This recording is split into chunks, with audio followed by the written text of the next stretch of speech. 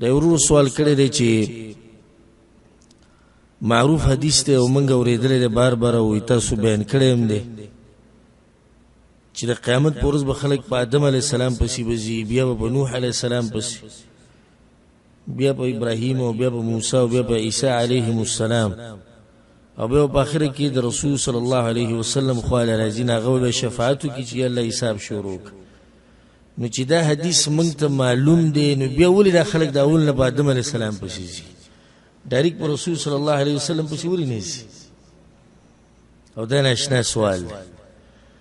دا یو نیم سوال چې سوچ پکې وکړي نو چا چې کړی ښه پوهه سړی ځکه دا سوال کړی. اوس لکه دا حدیث خو تاسو اورېدلی که نه اورېدلی؟ قیامت پر ورځ به تاسو هم اول په آدم علیه السلام پسې ځئ، نو بیا تاسو ولې په آدم علیه السلام پسې ځئ او حدیث تاسو اورېدلی چې آدم علیه السلام به څه نشي کولی، او بیا داسې له نور پیغمبرانو ډایرکټ په رسول صلی الله علیه وسلم پسې تله غواړي، او داسې ولې نه کېږي؟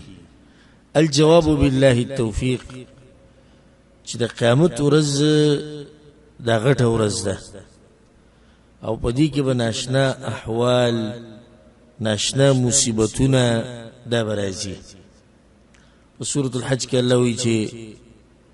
یوم ترونها تذهل كل مرضعة عما أرضعت وتضع كل ذات حمل حملها وترى الناس سكارى، چې د کومې زنانه په خېټه باندې بچی د یاري نه به هغه بچی ولي، او کومه مور چې بچي له پی ورکوي هغه بچی به پرېږدي، او خلک به نشه یو قسمه. نو په دې نشه کې او د نشې په دې حالاتو کې او دې مصیبتونو به د دې انسانانو نه هر څه هېر کړي. نو دا حدیث به ورته کوم ځای کې یاد دي؟ زه په دې باندې تاسو ته یو ناشنا مثال در کوم، خبره ښه واضح شي. الله وی یوم یفر المرء من اخیه و امه و ابیه و صاحبته و بنیه. په هغه ورځ باندې به سړی د پلار نه هم تښتي، د رور نه هم تښتي، د بچي نه هم تښتي، د ښځې نه هم تښتي. خو د پلار څوک دی ته چې دې پیدا یې، په دې کې څه شک شته ته یې ښه پېژنې. بچی څوک دی تا نه چې پیدا دی، ښځه ستا هغه ښځه ده چې تا ورسره نکاح کړې، چې د قیامت پر ورځ ته دې پلار نه تښتي او دی نه پېژنې، د دې رور نه تښتي، د دې ښځې نه تښتي، د مور نه تښتي، نو تا ته به یو حدیث څه یاد چې داسې یو حدیث موږ اورېدلی و چې په هغې کې دا و چې خلک په آدم علیه السلام پسې ځي، بیا پلاني پسې، بیا پلاني پسې، بیا پلاني پسې. نو مصیبتونه د انسان نه یو یاده خبره هېروي. او په هغې ته ښه مثال بل درکړه او دلیل په دې باندې. امام بخاري رحمه الله دا روایت راوړی د عبدالله ابن عباس رضی الله عنهما. کله چې عبدالله ابن عباس دغه واقعه بیانوي چې رسول صلی الله علیه وسلم وفات شو، او عمر ابن خطاب رضی الله عنه تور راویستي و، او دا وی که چا ووایي چې مړ دی نو دا سر ته جدا کوم، او څوک د هغه خواله نشو تللی ځکه چې هغه زورور و. نو ابوبکر صدیق رضی الله عنه راغی، ودرېدو، خطبه شروع کړه، فمال الیه الناس، خلک ټول هغه ته راجمع شو، وترکو عمر، او عمر یې پرېښود. نو بیا یې دا ووایي چې اما بعد فمن كان منكم يعبد محمدا فإن محمدا قد مات. که چا د دې سړي بندګي کوله چې هغه محمد صلی الله علیه وسلم دی، نو دی خو مړ شو. ومن كان يعبد الله فإن الله حي لا يموت. د الله بندګي چې کوله نو په الله مرګ نه راځي. دا خبره خو واضح وکړه، او عمر ځان ته کېنوي، ته کېنه کته. نو د ابوبکر صدیق رضی الله عنه د صحابه په مخ کې ډېر غټ مقام او په زړونو کې ته بچا سني شو، هغه هم کېناست. بیا د آیت وما محمد الا رسول قد خلت من قبله الرسل افإن مات او قتل انقلبتم على اعقابكم. کچرته دا پیغمبر رسول صلی الله علیه وسلم یادی الله وی، کچرته دا پیغمبر مرشي یا سوکي اوجنی نه تاسو به دین پرې دی.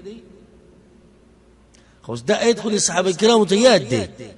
خو چې کله دا آیت واوریدو عبد الله بن عباس وی والله لكأن الناس لم يكونوا يعلمون أن الله أنزلها حتى تلاها أبو بكر فتلقاها منه الناس فما يسمع بشر إلا يتلوها. ويبقى الله من قسمي دغه آیت مونږ ته دې څه ښکاره شو لکه اوس چې نازل شوی. نو دا آیت هغو ته یاد و که نه و یاد؟ یاد ولې تېر شو؟ مصیبت تلاسه تیر شو نو چې د صحابه کرامو نه په دنیا کې د مصیبت تلاسه وای تیری نو موت ته قیامت په مصیبتونو کې څه حدیث رايات شي او چې مخ ته ته جهنمی او د جنت او د غی فیصله او په پولیس صراط باندې تیرې دی او تلی لګي او عمل نامې ورکړي کی سبا هغه حدیث ته رايات شي اخرت خو پرې ده په دې دنیا کې ډېر خلکو ته حدیث نه رايات په دې دنیا کې وته نه دي خصوصا عوام ته بالکل اکثر عوام ته نه یاد به د عربی غمته نه غوګت حدیث ته کوم چې ابو هريره رضی الله عنه راوړل په صحیح بخاری صحیح مسلم کې شتي انا سید الناس يوم القيامه وبي رسول الله خبر شروع کی چې خلق بلار شي بچا پسې آدم علیہ السلام پسې او هغه ته وایي چې انت ابو البشر خلقك الله بيده تر انسانانو بلاري الله پیدا کړی فخبلوا لسنو وامر الملائكه فسجدوا لك ملائكه تسجد لك اشفع لنا الى ربك الا تشفعتك الا ترى الى ما نحن فيه تدي مصیبت نګورې کوم کی چې مونږ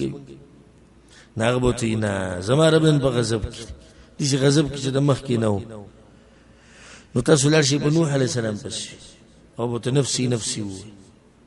نوح عليه السلام بم دغه شان جواب ورکړي ابراهيم عليه السلام پس ورشه هغه هم دي جواب ورکړي موسی علیہ السلام دغه شان جواب عیسی علیہ السلام دغه شان جواب هغه ته ویل شي په محمد صلی الله علیه وسلم رسول صلی الله علیه وسلم وی چې کله په ما بس داخله کراش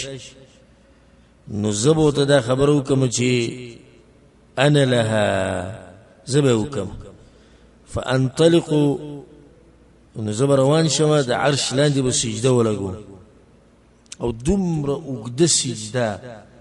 چې الله بناشنا حمدونه په دغه سجده کې په ما را کوله او هغه به وایم نبی او ما ته ویل شي چې یا محمد ارفع راسك سل تعطى واشفع تشفع یا محمد صلی الله علیه وسلم سرو چتکا چې سغواړي غدل درکو د چا بارکی شفاعت کې قبلو نبی او رسول صلی شفاعت کې چې الله حساب کتاب شروع د دومره وګړي حدیث عوام ته نه دی په دنیا کې بلکې دا هم څه بعید نه چې کې دي شي بعض مولیانو تم دا متن خو بوته نه یاد کې دي حاصل له حدیث وته یاد نصیب په آخرت کې به دا خبره الته سړی ته یادې دویمه خبره ده چې موږ ته پیغمبر دا خبره کړې ده خو په دې څه دلیل نشته چې په خانو پیغمبرانو خپل امتونو ته دا خبره کړې ده وکړه ځکه چې د خلکو کې خواویم دي کنه نو سپته نشي چې هغه پیغمبر د خپل امت ته دا حدیث بیان کړی ده او کنه بیان کړی دا دویمه خبره شو الغرض چې قیامت سخت ډیر دی ولته کې دي چې دا حدیث ډیر خلکو نه یری بلکې ير به کې دي شي نه او دویمه خبره چې کې دي چې ټول پیغمبرانو دا خبره خپل امت ته